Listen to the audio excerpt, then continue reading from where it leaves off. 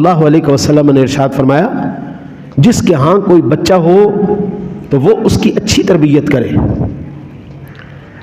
آج تربیت، اخلاق، کردار کا ذمہ دار ماں کو ٹھہرا دیا گیا ہے۔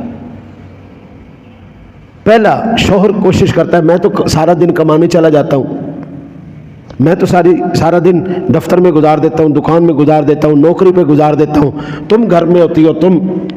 ان کی تربیت کرو۔ یا پھر وہ مدرسے کے مولوی صاحب کے اوپر جا کے سارا نزلہ گرا دیتے، مولوی صاحب منڈا تواڈے کول پڑھن آوندا ہے تے ساڈے نال بدتمیزی کردا ہے،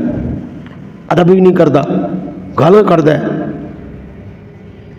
اس میں قصور مولوی صاحب کا ہے یا ماں باپ کا ہے جنہوں نے اس کو اتنی تمیز نہیں دی کہ بیٹا گالی نہیں نکالنی، بری صحبت اختیار نہیں کرنی، گندے بچوں کے ساتھ نہیں جو ہے